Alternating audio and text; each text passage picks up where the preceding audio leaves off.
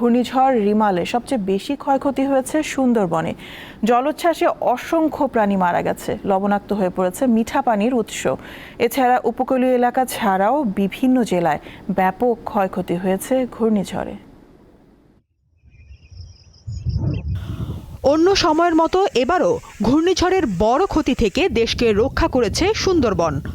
স্থলভাগে আঘাত হানার সময় ঘূর্ণিঝড় রিমেলের শক্তি কমাতে ভূমিকা রাখে বিশ্বের সর্ববৃহৎ এই ম্যানগ্রোভ বন। তবে ঝড়ের তাণ্ডবে প্রাণ হারাতে হয়েছে সুন্দরবনের অসংখ্য হরিণসহ বিভিন্ন বন্যপ্রাণীর। শুধু সুন্দরবনের কটকা এলাকা থেকে ৩০টি মৃত হরিণ উদ্ধার করেছে বন বিভাগ। সুন্দরবনের ৮০টি মিঠা পানির পুকুরে জলোচ্ছ্বাসের পানি ঢোকায় বনকর্মীদের পাশাপাশি বন্য প্রাণীরা সুপেয় পানির সংকটে পড়েছে।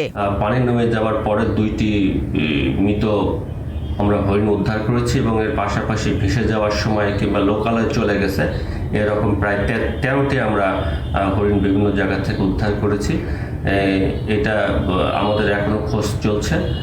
যে পুকুরগুলো নিমজ্জিত হয়ে গেছে নোনা পানিতে, সেগুলো সেচ দিয়ে লবণ পানি মুক্ত করে সেখানে আবার বৃষ্টি পানি ধরার ব্যবস্থা করতে হবে।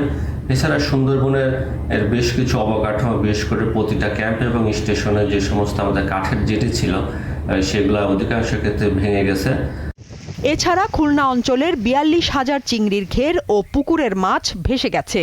বিধ্বস্ত হয়েছে বাগেরহাটের ৪৫,০০০ ঘরবাড়ি। খুলনায় গাছ চাপা পড়ে বাটিয়াখাটা উপজেলায় লালচাঁদ মোড়ল নামে এক কৃষক মারা গেছেন।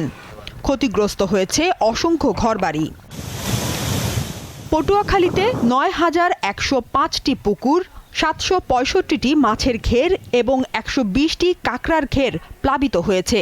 এছাড়াও জেলার ৩,৫০০ কাঁচা ঘরবাড়ি বিধ্বস্ত হয়েছে। ভারী বৃষ্টির কারণে বান্দরবনের রুমা থানচির সড়কের লাইমিপাড়ার কাছে একটি বেইলি ব্রিজ দেবে গেছে। ফলে এই সড়কে যান চলাচল বন্ধ হয়ে গেছে। রাতে অতিরিক্ত বৃষ্টি হওয়ার কারণে ব্রিজটা ডেবে গেছে। আমরা ওই ল্যান্ড গাড়িতে যাচ্ছি, মানে ২০০ টাকা বা ৩০০ টাকা দিয়ে আর কি। ঝুঁকি রিস্ক নিয়ে যাইতেছি, কি করব, করার কিছু নাই, পেট তো চালাইতে হবে আমাদের।